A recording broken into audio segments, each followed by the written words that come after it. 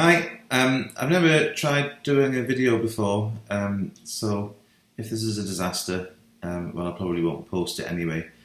But I thought I would try and do a talk for the benefit of people interested in the constitutional aspects of Brexit and the UK's potential withdrawal from the European Union.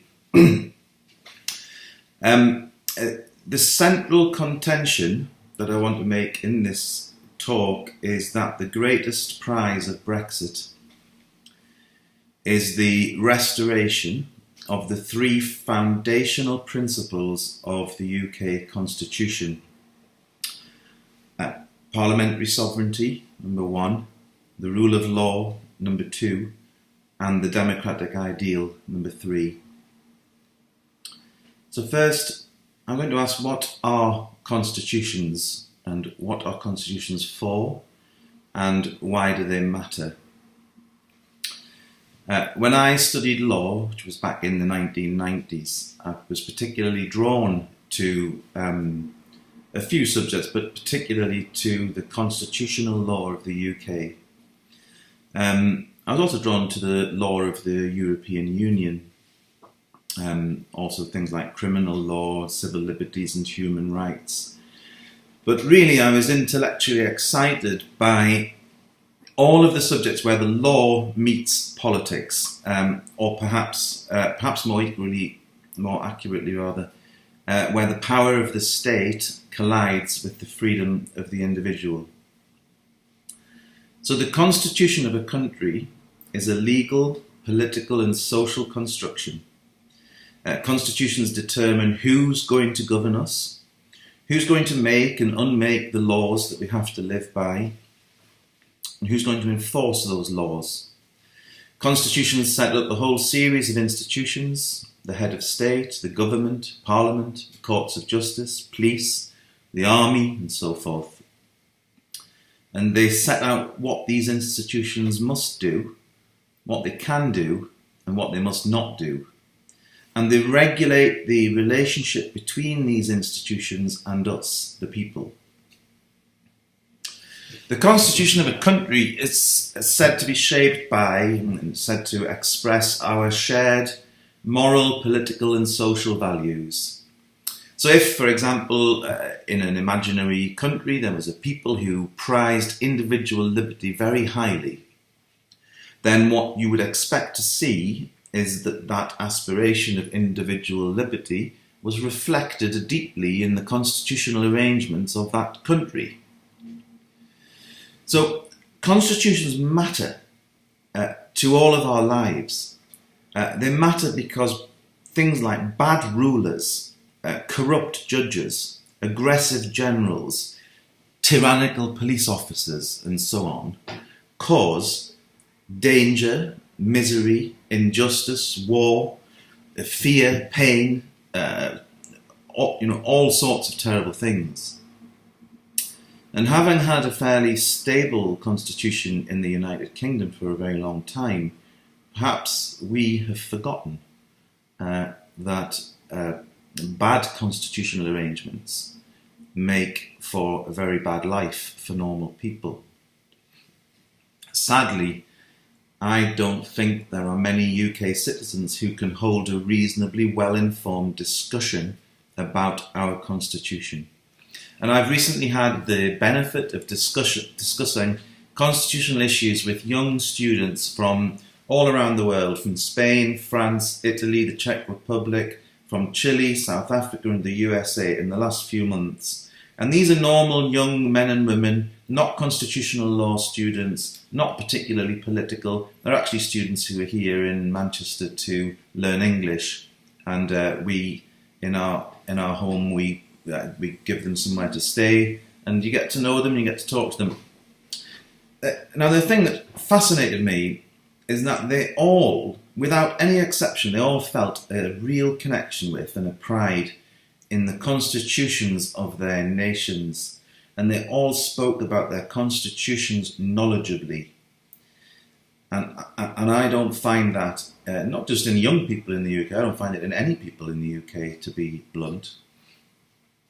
And I think there are some very good reasons why people in the UK don't have that level of knowledge and engagement with their own constitution.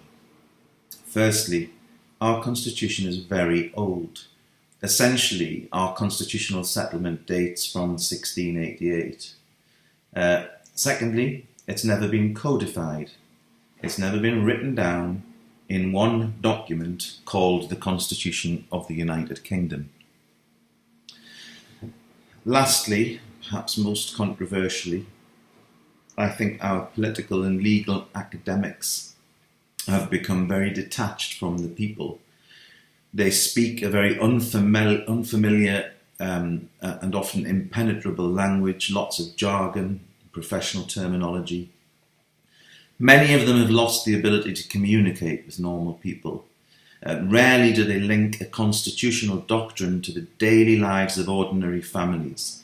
They choose instead to spend their time arguing technical points with each other in journals that nobody reads. I'm afraid my own experience of following these constitutional academics quite closely is that they are boring. Lots of what they say is irrelevant, and they focus on monastic detail, and quite frankly, they are conceited and do not understand the importance of talking to normal people in everyday language. So we have a UK constitution and we have an EU constitution. And I'm going to talk about my experience of encountering these two different models. Encountering the UK constitution, more than anything else in my life, awoke my mind and stirred my feelings, far more than any other legal discipline. The UK constitution is ancient, it is grand, it is majestic, it's a terrific story of a 1,000-year struggle against tyranny, against cruelty, against petty unfairness and meddlesome rule. It's a great tale, it's steeped in blood and in battles, in political intrigue and scheming, and you get to see some brilliant legal minds which have carved out and articulated what I still believe to be the greatest constitutional settlement of all time. I fell in love with the United Kingdom's constitution. You know, call me a British exceptionalist if you want to. Call me it 1,000 times, see if it makes any difference, see if I change my mind. In respect of EU law, it wasn't the detailed and extensive set of regulatory rules about pillows and light bulbs and all this sort of stuff that the EU churns out. I didn't fall in love with that part of EU law. It was extremely boring. But I did fall in love with the history of European integration by legal means, with the ingenious and elegant institutional architecture of the European Union, with the creation of a new legal order out of nothing, the new sources of law devised by the Union, and so on. Essentially, the constitutional law of the European Union. I am a very settled Eurosceptic, but anybody who cannot see the elegance and the genius of the EU's legal architecture has probably never looked at it closely or doesn't understand it. So I compare my experience of encountering these two great constitutional systems to something that a person might experience on wandering into two great cathedrals. Plenty of wonderful architectural features to satisfy the technician, a form and structure that expresses the hopes and beliefs of a large community, or perhaps of the interests of society's elite. Soaring towers to stir your soul, hidden treasures and dark secrets, great stories everywhere. I loved the experience of encountering these constitutional models, and I had hoped to live my life in both cathedrals. I wanted to enjoy the freedoms, the rights and the rewards conferred upon the individual by these two complementary legal and constitutional orders.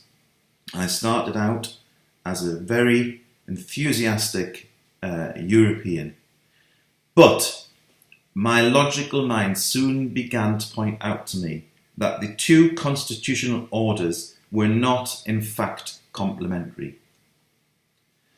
The two regimes are not compatible.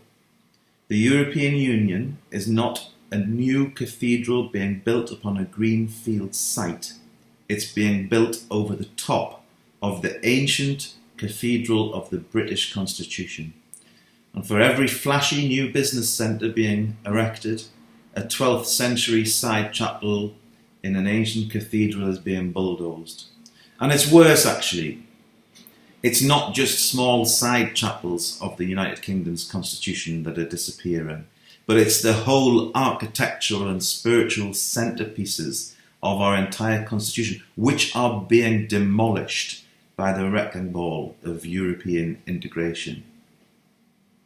So what do I mean then? What are the three foundational principles of the UK constitution, and why are they being destroyed? What is my support and evidence to show that they're being damaged by European Union membership?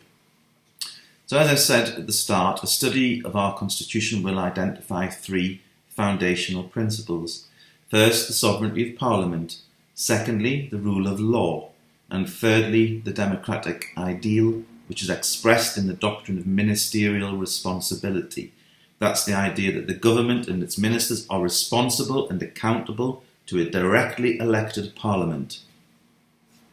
The sovereignty of Parliament, the rule of law, and ministerial responsibilities, right? They're all familiar phrases, but in my experience, all three doctrines are very widely misunderstood. I'm going to start with number one, the sovereignty or the legislative supremacy of Parliament. I actually hate the term the sovereignty of Parliament because it suggests that Parliament should have absolute power and supreme dominion over the whole world. It's also prone to be confused with the different doctrine, the doctrine of state sovereignty in international law. But parliamentary sovereignty, properly understood, is a wonderful concept. State sovereignty can, and often should, be pooled with the sovereignty of other states. So, see for example NATO. Parliamentary sovereignty, the law-making supremacy of Parliament, cannot be pooled. It is either maintained or it is surrendered. The legislative supremacy of Parliament is a much better term than parliamentary sovereignty. It is UK statute law, that's acts of Parliament, that are supreme in the hierarchy of laws. In other words, the primary law that Parliament makes, rather than Parliament itself, is supreme. Most of us recognise that absolute tyranny on the one hand and absolute anarchy on the other are not likely to give us happy lives, lives in which we are both reasonably free and reasonably safe. We recognise that personal freedom and personal safety are good things, and we accept that a body of law must protect basic freedoms, for example, freedom of expression, and basic rights. For example, the right not to be maimed or robbed. When law is too scarce or when law is too abundant, ordinary people tend to have lives that are nasty, brutish and short. The 19th century legal historians Pollock and Maitland summed this up to me perfectly when they wrote that in England, in times of unlaw, by which they mean anarchy, prudent travellers journey in parties of 20 or more for fear of robbers. In times of excessive or unjust law, tyranny, they do likewise for fear of the feudal lord and his henchmen. But in times of a proportionate or just amount of law, a young girl can go from end to end of the realm and fear no harm. So who should we trust to keep the law in balance? Who is going to steer us along this narrow road between tyranny and anarchy? Are we going to trust a king? Is it going to be a president? Is it going to be the judges? What about an elite ruling class? No, answers the UK Constitution. None of those people can be entrusted with such a serious task. There is only one group of people who can be entrusted with that task, and that is us, ourselves, collectively the people. And the legislative supremacy of Parliament is simply the idea that we, the people, directly elect the individuals who make the supreme body of law that rules us. There's a game, that children's play where they stand up straight on a hard surface and fold their arms and they just fall straight back. Fall backwards, trusting their friend to catch them before they hit the ground. It's a game of trust. And this is the game that we all play when we agree to the constitutional doctrine of the legislative supremacy of Parliament. We put our trust in our fellow citizens. We say to one another, I believe in you. We place our freedom in their hands and we place our safety in their hands. We fall back into one another's arms. We trust in ourselves collectively to elect men and women who will keep the UK Statute Book, the supreme body of law, in balance. Now, I say that the legal supremacy of Parliament has kept us largely free and largely safe for a very long time. And I believe it's done so more effectively than any other constitution, which is quite a claim. But try this. Choose a period of time. You choose it. Say 5 years or 80 years or 300 years if you like. And choose another territory. Say modern day France or Brazil or Turkey, right?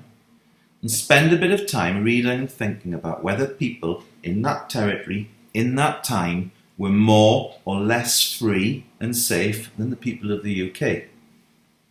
Right. I'm not saying that the UK will win every time, but it probably will. But even if not every time, it seems obvious to me that we are more safe and more free than the vast majority of people who live now or who've ever lived. And that seems to have been true for a great many years. Our constitution, in my best estimate, works. So that's number one, the legislative supremacy of Parliament. I'm going to talk about the rule of law now, number two, the second foundational principle of our constitution. What does the rule of law mean?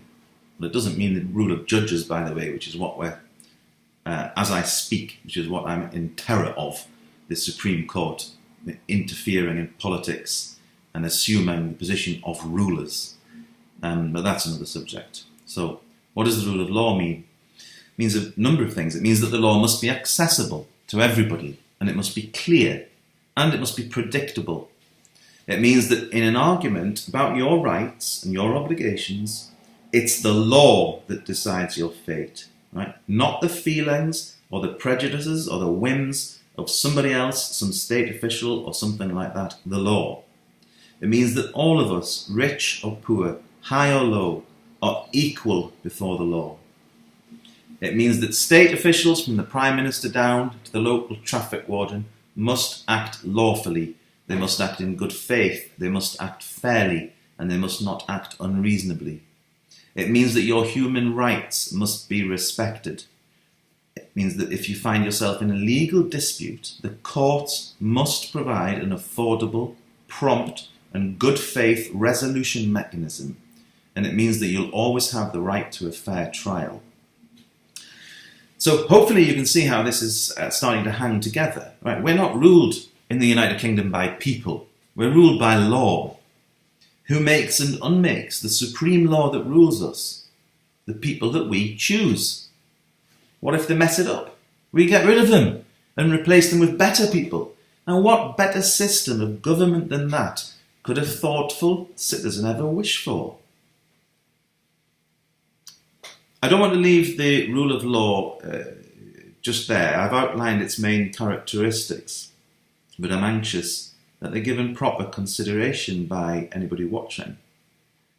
When the rule of law is abandoned, life, your life, can easily become a living hell. Let's just take one example, right? The duty of public officials to act lawfully, in good faith, fairly and reasonably. Public servants have a great deal of power over our daily lives. Most of them are decent, most of them are capable individuals, but some are not. And even the ones that are not those things every day. Some are incompetent, some are bad. Some are incompetent and bad some days and not others. Just think for 5 minutes about the harm a housing official or an NHS employee or a tax inspector could do to you and your family if they acted arbitrarily, dishonestly, unjustly or irrationally. And if you do this exercise thoughtfully, it will frighten the wits out of you, and you'll soon see the day-to-day importance of the rule of law for your life and for the people around you who you love. So the legislative supremacy of Parliament and the rule of law. And lastly, I want to talk about the democratic ideal, which is expressed in our Constitution by the doctrine of ministerial responsibility. So the third foundational principle is that all government ministers are, individually and collectively, accountable to Parliament. They must give account to Parliament for, and they must be responsible for, the development and the implementation of their policies, the way in which they exercise executive power, and the way in which they collect and spend our money. You've got to remember that in the UK we do not elect our government. The Queen appoints the Prime Minister. I mean, there are conventions around that, but fundamentally the Prime Minister is appointed, and the Prime Minister appoints his or her cabinet and reshuffles it at will. And an arrangement of that kind would be, think about it, a government being appointed by a hereditary monarch. That would be an absolute affront to democracy if it were not for the fact that once appointed, all ministers of the Crown are held to strict account by a directly elected House of Commons and, of course, to a lesser extent, House of Lords. So, think how terrible it would be, for example, if an appointed Secretary of State for Energy, which is currently Andrea Leadsom, could just make and implement energy policy and enact law without any democratic supervision whatsoever. Appointed by the Queen and making policy and law without any democratic supervision. Right, that would be a terrible constitutional arrangement. Thankfully, we don't have that arrangement. Andrea Leadsom has to be accountable to Parliament for all of those things. Right, so there's the three foundational principles of our Constitution. The Holy Trinity, guaranteeing our individual freedom and safety for many centuries. Perhaps a good deal of your happiness and your safety, and the happiness and safety of those that you love, is due, at least in part, to these great principles. Perhaps they've contributed more to your life than you realise. And let me talk to Remainers about this. I'm a Eurosceptic. I'm not going to pretend otherwise. I'm not going to pretend to be impartial in this debate. I'm not. I strongly want the United Kingdom to leave the European Union.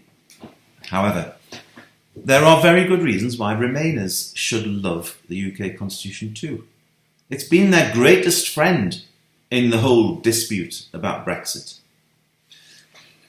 So here's a little bit for Remainers, right? It's not my contention, by the way, that membership of the European Union has brought an end to these three principles. Right? My claim is that each of the three principles is substantially damaged and weakened by our membership of the European Union. These great principles, they were built to last, and they've lasted very well. They've survived half a century of European integration very, very well. So to go back to the cathedral analogy, the European Union is trying to build a cathedral on top of our cathedral, but it has not succeeded yet. The great pillars of the UK Constitution are still standing, just. But Remainers don't appear to me to be remotely fond of the UK Constitution. They don't appear to remotely understand it either. Anyway, they might want to take note that all of their most successful strategies to frustrate Brexit have their constitutional basis in one or more of these great principles. Right? When Gina Miller believed that the Prime Minister could not notify the UK's intention to leave the EU using prerogative powers, right? It was the rule of law that she turned to. Miss Miller said that the Prime Minister would be acting unlawfully if she sent a letter of notification to the President of the European Council. She disputed this point with the government, and in accordance with the rule of law, the courts provided a resolution mechanism and found in her favour. A normal concerned citizen took on the might of Her Majesty's government and won.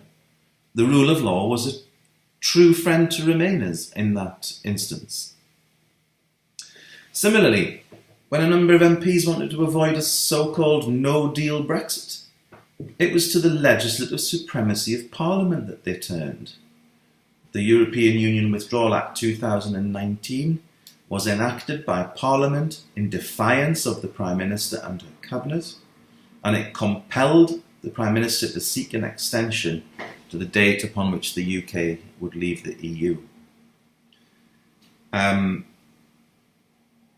At the time of speaking right now, it appears likely that the best hope for Remainers lies now in the democratic ideal and in the doctrine of ministerial responsibility.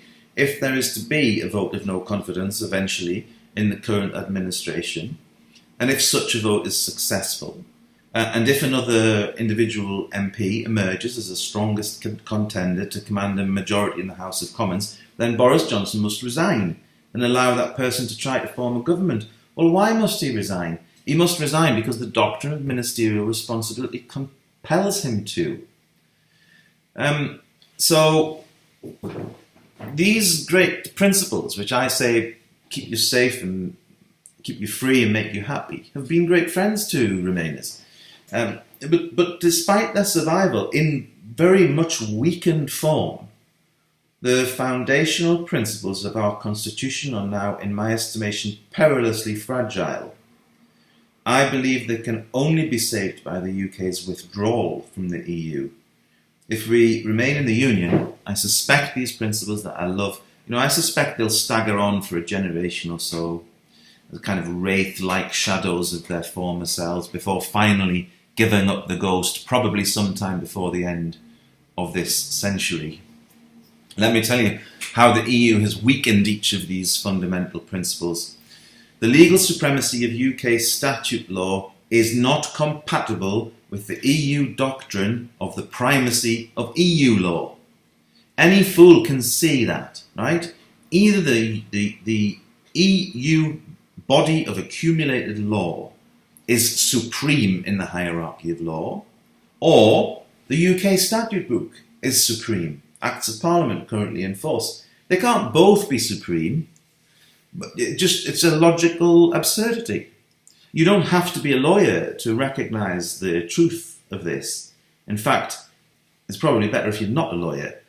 Legal academics and senior judges and government ministers in the UK have come up with what I can only describe as a quite hilarious series of arguments as to why both doctrines are simultaneously true.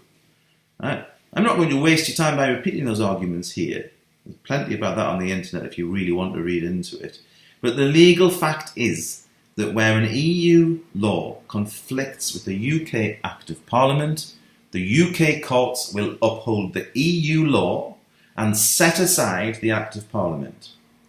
The legislative supremacy of Parliament has not quite been murdered by EU membership, but it has been mortally wounded. As citizens of the UK, we no longer do that thing where we trust one another and fall back into one another's arms. Whose arms do we fall back into? An army of European technocrats, distant, remote people who don't appear to me to understand or care about our lives in the least, who we have no democratic control over, or a very fractional amount anyway. It's the technocrats in Brussels and not one another in whom we've now decided to place our ultimate trust, which I regard as a terrible state of affairs. But what about the rule of law? This is one of the phrases that you hear the European Union talk about all the time, how important the rule of law is within the Union. I don't accept that. I don't accept that the European Union is a constitutional setup which allows for the rule of law. Let me tell you why. The judges of the European Court of Justice have driven a horse and carriage through the principle of the rule of law. They've been doing it for decades.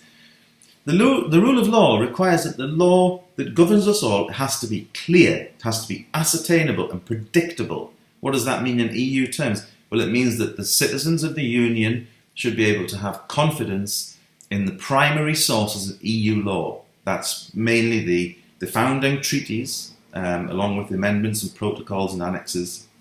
Right? So the body of treaty law, the primary body of EU law, should be clear, should be ascertainable, should be predictable. Yet time after time, the European Court of Justice has established principles of EU law that either directly contradict or have no textual basis in EU primary law.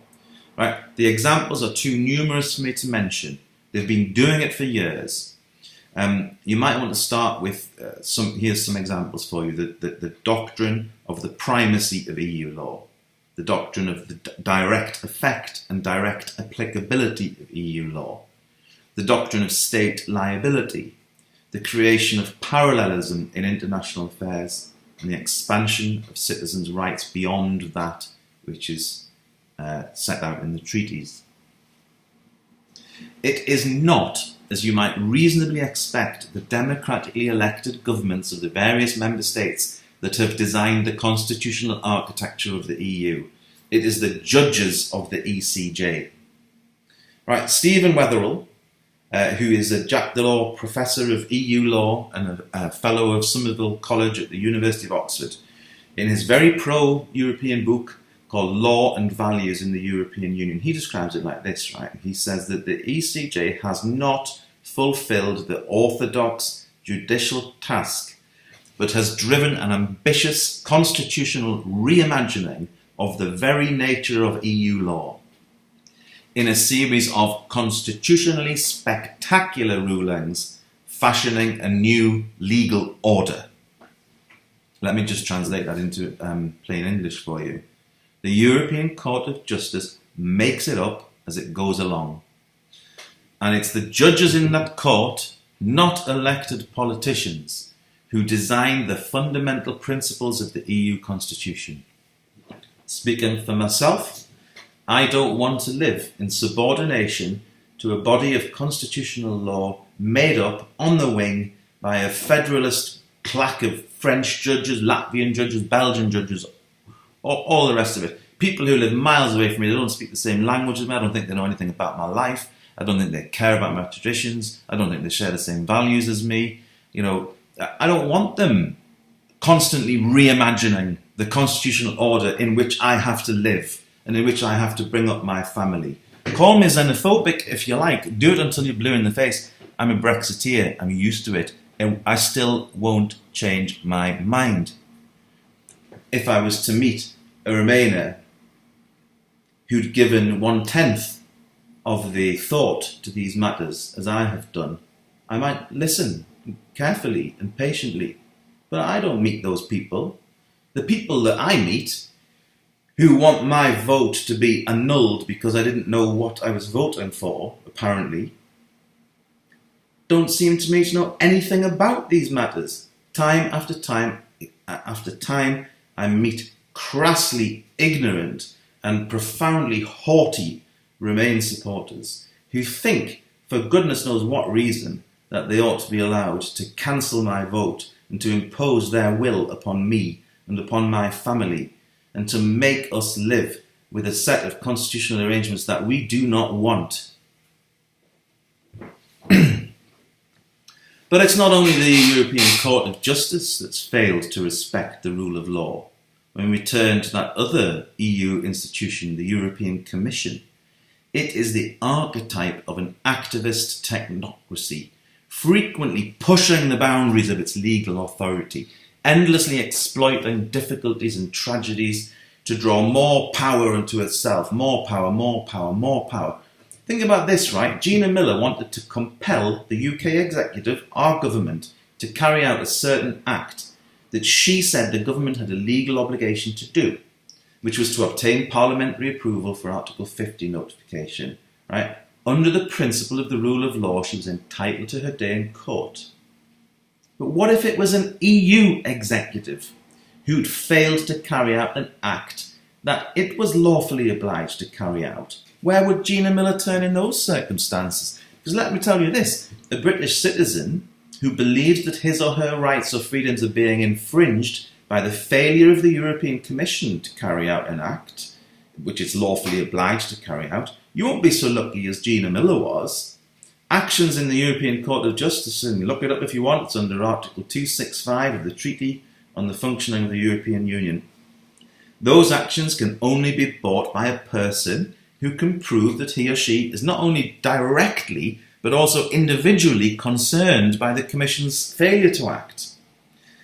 This means that if you've got to show that you personally are affected by reason of certain attributes which are peculiar and unique to you, or by reasons of circumstances which differentiate you from all other persons. This is what you can Google. It's called the Plowman test. Plaumann test. Plowman test. Right. And if I lost you off there, I wouldn't be surprised because it's quite technical. The point that I'm making is that the form of redress which Gina Miller had under the UK Constitution, none of us have the equivalent form of redress in the EU Constitution. If the European Commission does something that we don't like, we just have to suck it up. That's the system. Where's the rule of law in that? Being a citizen is not enough to give you standing to challenge the European Commission and the ECJ. Believing that your rights and freedoms are being taken away by a failure of the Commission to act is just something that you'll have to put up with.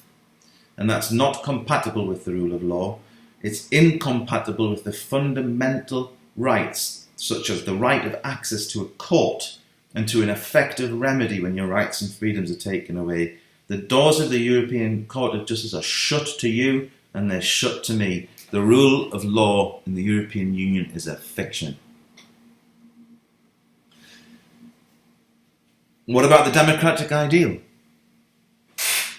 Look, I'm not going to spend a long time talking about the democratic deficit at the heart of the European Union. It is not contested by anybody serious. I've read every serious commentator on this matter from both sides of the camp. Nobody of any sense contests that there is a substantial democratic deficit at the heart of the Union. The Twitter memes suggesting, the pictures that suggest that the EU compares favourably to the UK in terms of democratic legitimacy. Look, these things are foolish in the extreme. They are memes peddled by idiots. I will pay them I won't even give them the respect of addressing them in this talk. There is a more subtle argument that a well-informed Remainer would make. And that is to accept that the orthodox patterns of democracy and accountability that are familiar with us in a state could never work within the supranational constitution of the Union. So this is the more subtle argument. They accept that. And they say, rather, the EU is built upon the democratic legitimacy of its member states. So it's all okay. Because if 28 democratic states get together and form a supranational union separate to and above them, the thing above them will have democratic legitimacy because of the foundations on which it's built. So that's the better argument. It's never made very much sense to me, right? If a whole number of democratic states cede legal supremacy to an undemocratic supranational entity, surely, this is what happens, surely the states lose democracy. Not the supranational entity gains it, because the supranational entity sits on the top. Its law is supreme. Its constitutional order is supreme. Its court is the highest court. So even the more subtle argument seems to me to be a terrible argument. The most blatant example of the democratic deficit in the EU is the exclusive right of the unelected Commission to initiate new laws, or the repeal or the amendment of existing laws. Think about this for a moment. If all of the elected politicians in the European Union, everybody who's ever won a vote, all together, all agreed that they wanted to get rid of one EU law, they couldn't do it without the agreement of the Commission. And that is not my opinion, that is a matter of legal fact. This fact in itself is a flagrant breach of the democratic ideal. And if it was the only problem with the European Union, it'd be enough to make me a leaver. I would want to leave for that reason alone. But there's another serious problem with the European Union that's rarely understood. Now, above, I asked the question, how terrible would it be in our constitution if the energy minister could just make and implement energy policy and enact law without any democratic supervision whatsoever? How terrible would that be? Well, the fact is she can. All she's got to do is go on a train to Brussels and sit in the Council of the European Union, which is a law-making institution, where she can enact law without any parliamentary scrutiny from our elected MPs. The doctrine of ministerial responsibility is thus greatly diminished by our membership of the Union. And remember, I said an arrangement where government ministers were appointed by the Queen and could just act on their own would be a terrible affront to democracy. I said, thankfully, that's not our system because they're supervised and scrutinised by Parliament. But of course, they can escape that scrutiny and supervision by jumping on a train, and they can go and make whatever laws they want in the Council of the European Union. So the democratic ideal, the concept of ministerial responsibility, is smashed to bits by our membership of the European Union. So in summary, all three of these great constitutional principles that have kept us free and kept us safe have been mortally wounded by EU membership. The primacy of EU law greatly diminished the legislative supremacy of Parliament. The judicial activism of the ECJ has weakened the rule of law, and the accountability of ministers is weakened by their legislative activity in the Council of the European Union.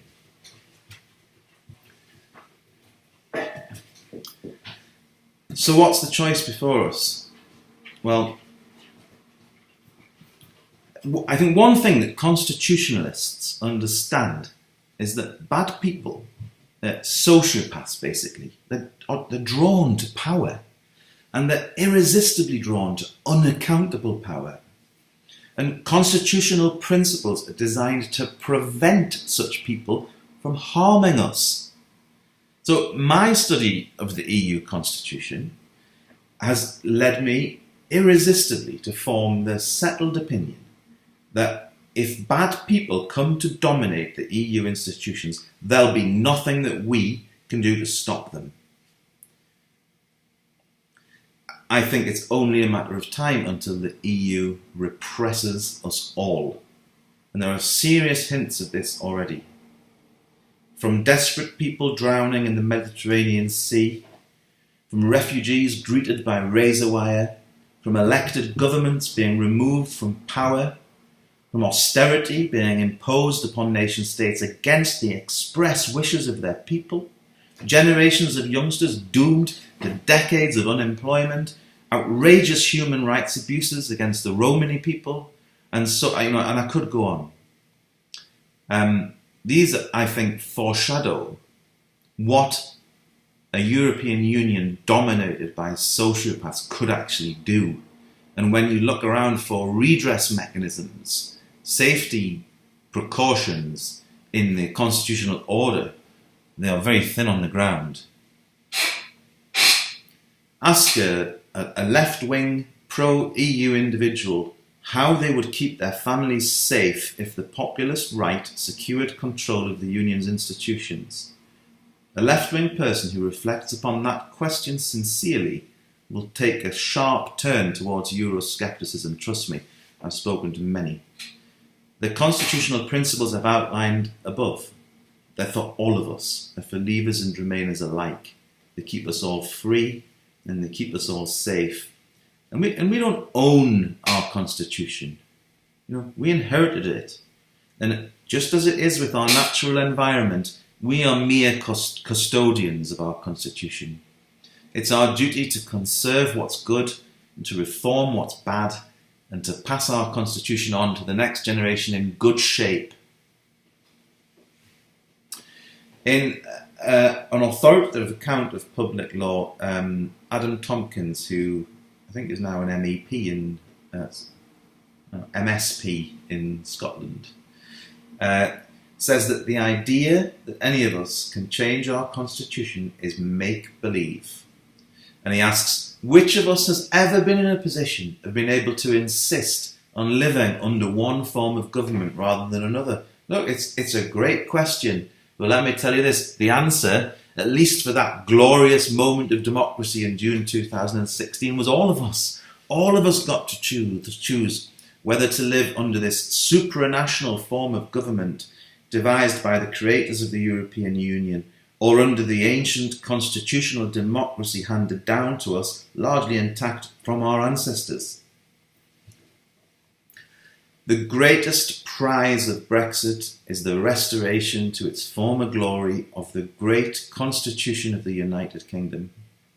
Put another way, the greatest prize of Brexit is this. It's the freedom and the safety of you, of your children, of their children, and of their children. If we have to experience slower economic growth in order to win that prize, then we should be decent enough and we should be moral enough to choose to do so. I don't want my unborn grandchildren to have a few more quid in the bank if they can't live in freedom and safety. Supporting Brexit is not denying young people their freedoms. It's not denying young people their rights. It's the surest way, in my opinion, of preserving them. And given that that's the first video I've ever made, I would welcome feedback from people who are better at these sort of things than me. Thank you very much.